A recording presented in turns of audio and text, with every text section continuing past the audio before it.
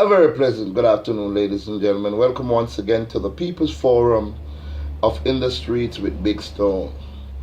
Now, I'm sending a message again to our youngsters, and I'm speaking directly to every single youth scattered across this country, this beautiful country of Jamaica.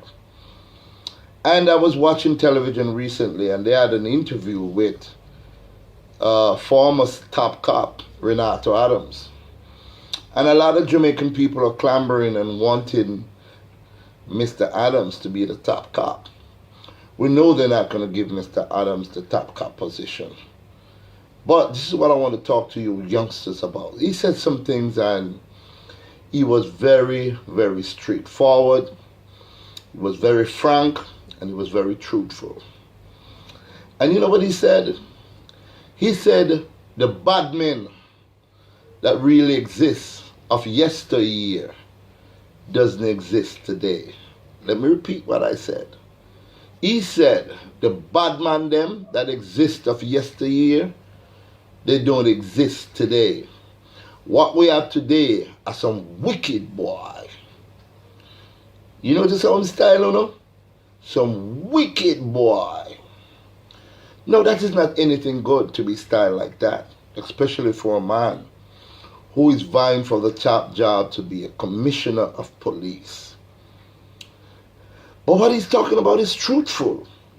I am 60 years old, youths, and I remember back in the days when Batman around the place and Batman I deal with certain crime and certain things. They were respectful of certain things they would never do. I'm telling you that. What I see you youngsters doing today, the original step at them, the original Batman them we used to step hard. Not do the things that my own do today. You know what me see with my two eyes? Me at Fort Clarence Beach. I take in fresh. And a notorious Dan, me no want to call him name. May his soul rest in peace. He's deceased now. And while I was watching Fresh at about 4 o'clock in the afternoon, his entourage directed him through the crowd. There were 30 or 40 people traveling behind this Don. And because I know him very well, he came and he stand right beside me. But there was an open spot when he came, and that open spot was due to the fact that an old lady was in a wheelchair and she was watching the show from her wheelchair on the beach, and everybody saw that, give her that space so she can have that opening to watch the concert fresh. And what I saw and heard, ladies and gentlemen, was amazing. When this Don came and stand right beside me, he was blocking her view. And this is how she reacted to that. Hey, Rasta boy! You know, see how block my view? Come out of the road, real block. Hey, Rasta boy, come out of the way. You know, see how block my view? Hey, Rasta boy, where are you? We don't know where you come from. Come out of the way, Rasta boy.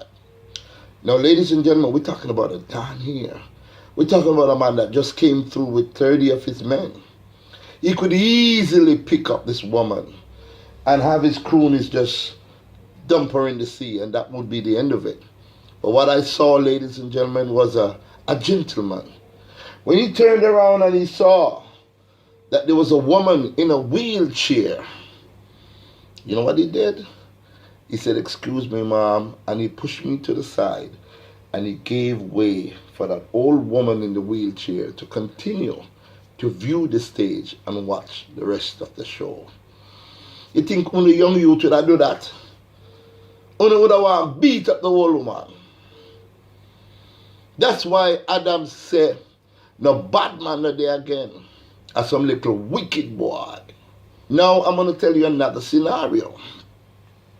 Back in the days, any older folks can look on any one of the top shot of them or step out in them time there. And if they misbehave, them can just hold them and say, "Yo, Junior, remember say me grow you know." Cut him all 2 bucks and Junior just apologize with all them gun upon him and go about him business. Because Junior have respect for the elder. We help groom him and grow him up in the community. The steppers them of yesterday respected their community. They didn't go tearing up their community like how some of you youngsters are doing. Can you imagine this? You're wanted in Montego Bay and you move from Montego Bay to St. Elizabeth. You should be cooling out. How can you move from Montego Bay to St. Elizabeth? And as you're dropping at the place, a peer shut a fire, people are dead. So you have to move from there and go to somewhere else and then continue the same thing, youth. That's why Renato Adams said, no bad man no there again. As some little wicked boy. That's how you want to be addressed. That's how you guys want to be addressed, as some little wicked boy that go around and just wantonly just snuff somebody's life from them. Tell me if that's what you all want. Look at what is happening in Montego Bay. The state of emergency, which has been extended for another 3 months, or May 2nd. Another 3 months. A lot of people are deprived from hustling. So you see what you have created? Because it's only create that. Mr. Andrew Onis could never draw for the state of emergency if the crime rate in Montego Bay wasn't 335 people killed for last year. He would never do that, and he would have no reason to do it. So because of some little wicked boy, as Renato Adams called Uno, the state of emergency come down for Uno. And because we don't have no money, we don't care about the poorer class of people who have to go up on the street and hustle. The ignorant them who have to sell at night time till 12, 1 o'clock before them sell a little one sale. All them things they mash up. For another 3 months, people are going dead for hungry. You know me see with my eyes? Recently, in Montego Bay, Sam Sharp Square, some tourists was out when they launched the state of emergency. And when the camera spanned right around in Sam Sharp Square and look, there was no black person inside. Pure white people. When the camera went up and the interviewer went over and said, are you enjoying your stay?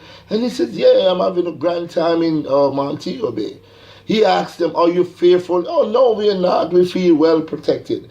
And that is great, and I commend the Prime Minister for doing that, because tourism is a business for Jamaica.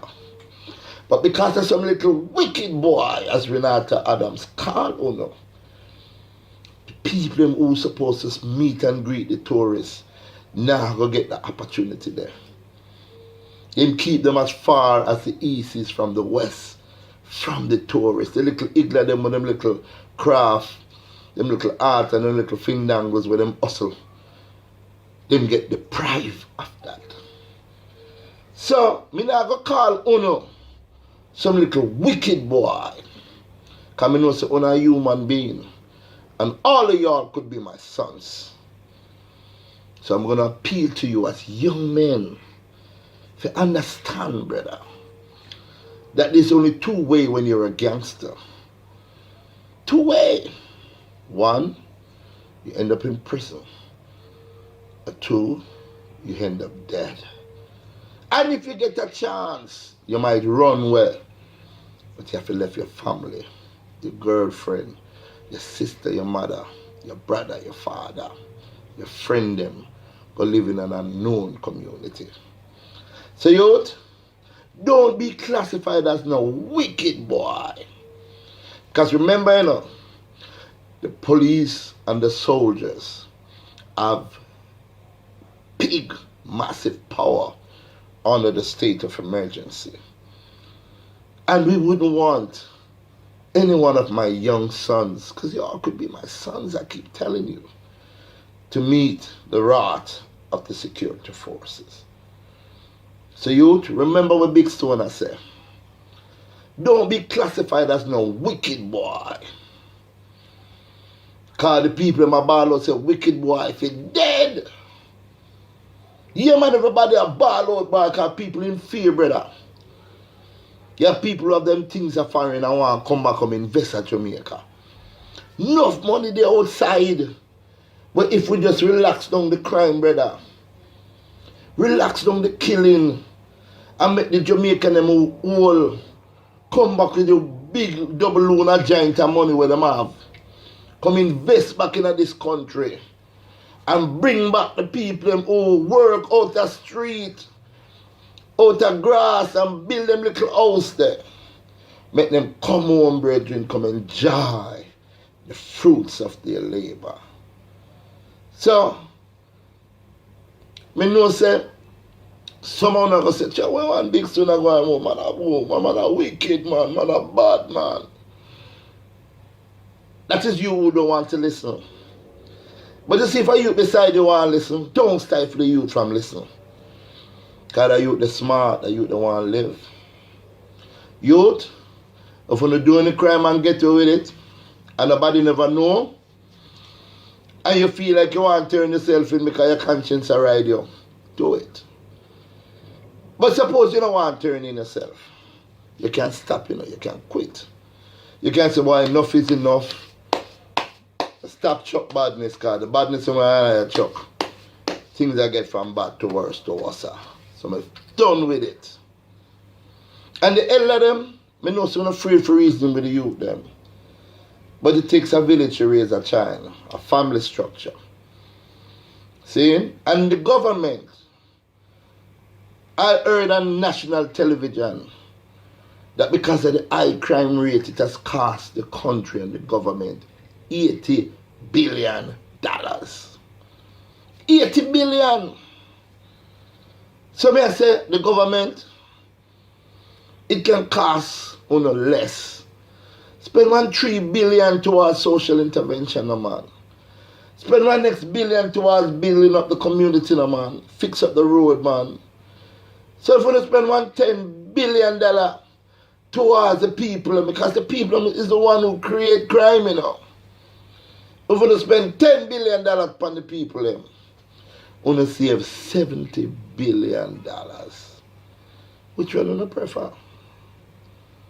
So, never leave with that, Think about these things.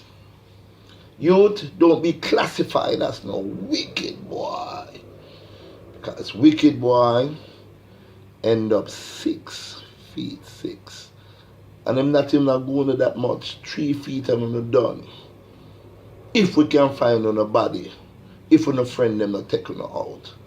Because wicked boy is not gangsters originally. We love them friend.